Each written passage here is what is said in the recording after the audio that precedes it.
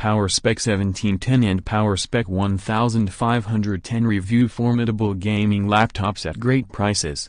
Savvy electronics shoppers know Micro Center as the go-to retailer for mouth-watering CPU deals if you're lucky enough to live near one.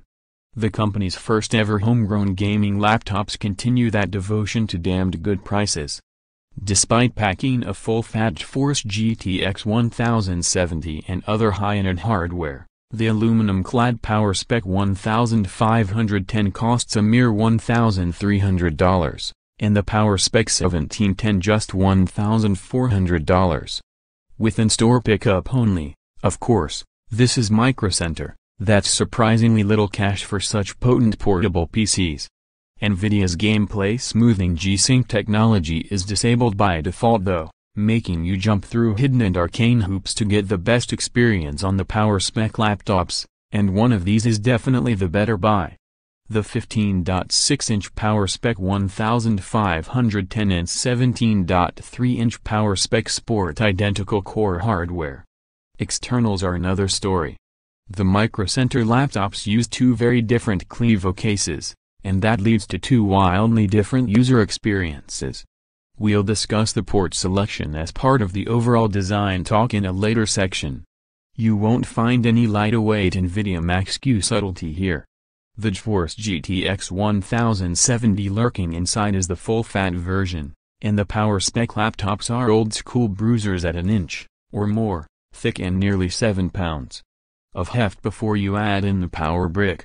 That raw bulk lets Micro Center cram top-of-the-line hardware into the PowerSpec 1510 and PowerSpec 1710. With a Core i7-7700HQ, 16 GB of RAM, and a helpfully fast Samsung 960 EVO boot drive, these beasts were built to spit out blistering frame rates. But bizarrely, G-Sync, the Nvidia technology that synchronizes the refresh rate of the GPU and display to eliminate tearing and stuttering, isn't active by default. The Nvidia control panel won't let you turn it on, either. What?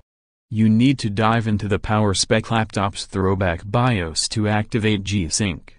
As it turns out, the PowerSpec laptops ship with Microsoft Hybrid Graphics Mode enabled by default.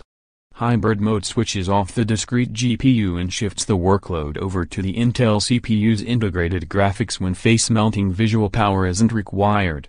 It saves battery life, but G-Sync can't, function using hybrid mode.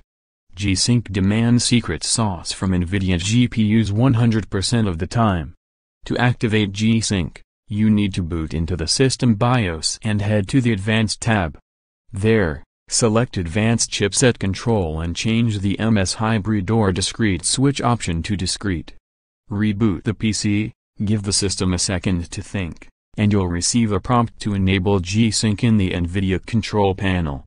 Fortunately you'll only need to this once, but it's ludicrous that you need to do it at all. The PowerSpec laptops ship with the flagship feature disabled. Worse, the activation's hidden behind an arcane process that's never made obvious to end users. And get this, switching to the discrete GPU bumps the PowerSpec 1710's display refresh rate from the default 60 Hz up to 75 Hz. No such luck on the PowerSpec 1510, alas. I've never seen a laptop configured this way, and honestly, the only reason I puzzled out the solution was because I saw an Intel graphics option while right-clicking the desktop and was savvy enough to recognize what that indicated. It's not consumer-friendly whatsoever. The PowerSpec 1710. Once you've gotten that all squared away, the results are spectacular. Both Micro Center notebooks boast vivid displays with wide viewing angles. The PowerSpec 1510 is no slouch with its better-than-average 317 nits of brightness, but the PowerSpec 1710 maxes out at an eye-searing 411 nits, easily one of the brightest displays we've seen, alongside the Alienware R15 and monstrous Acer Predator 21X. With G-Sync active, gaming on these displays with the GTX 1070's raw power is nothing short of glorious. The PowerSpec laptops rely on Clevo cases. These are classic big, heavy gaming laptops, though far from the heaviest we've seen. Both designs sport a slick-looking, and fingerprint-prone, black casing, but differ greatly in other aspects. The PowerSpec 1510 is the thicker of the two at 1.25 inches, but slightly more compact than its sibling at 15.25 by 10.75 inches. Ports abound on this beast, and on almost every edge. You'll find a mini display port, a pair of USB 3.1 Type-C ports, and a pair of standard USB 3.1 Type-A connections on the leftmost edge.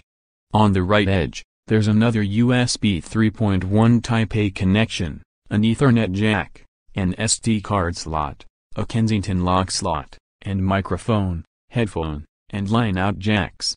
Finally, you'll find power input, a full-sized HDMI connection, and another mini display port awkwardly placed on the rear. Few ports of the left edge of the PowerSpec 1710. Ports are handled differently on the larger PowerSpec 1710. You, thankfully, don't find any connections on the rear. On the left edge, there's power, HDMI, a pair of mini display ports, a pair of USB 3.1 ports, and a single USB 3.1 Type-C connection complete with Thunderbolt 3 support. The right edge packs another pair of USB 3.1 ports, SD card and Kensington lock slots, Ethernet, and mic/headphone/line-out jacks. The PowerSpec 1710, left, is thinner than the PowerSpec 1510, right. The 17.3-inch laptop naturally measures in a bit wider and longer than its smaller cousin, at 16.5 by 11.5 inches. Despite that, it appears sleeker to my eye due to being 1 inch thick, a quarter-inch thinner than the PowerSpec 1510. The decision to reduce the height may not have been a smart one, though. The PowerSpec 1710 suffers from reduced performance during extended usage, while the PowerSpec 1510 doesn't. We'll cover that in detail during the performance section. The PowerSpec 1710's rear exhaust is red, inexplicably. The angular rear exhausts on the PowerSpec 1710 are painted an obnoxious gamer red color that coordinates with a pair of red RGB lights on either side of the triangular power button found front and center underneath the display. The PowerSpec 1510 sticks to black aluminum throughout, augmented by blue lighting under its keyboard and a more subdued rectangular power button. That better fits my personal tastes, though both laptops include software that let you customize the keyboard's RGB backlighting by region. Both PowerSpec laptops sport standard issue Clevo keyboards. They're as okay as ever. I prefer the deeper key travel of the PowerSpec 1510, the shallower keys of the PowerSpec 1710 bottom out more frequently and feel less comfortable. The touchpads prove smooth and accurate, though the buttons are a bit too mushy, another common Clevo complaint. The PowerSpec 1510 embeds a fingerprint reader between those buttons, while the PowerSpec 1710 lacks any biometric support. The PowerSpec 1510's touchpad includes a fingerprint reader. Audio differs between the two laptops as well. Sound Blaster handles the PowerSpec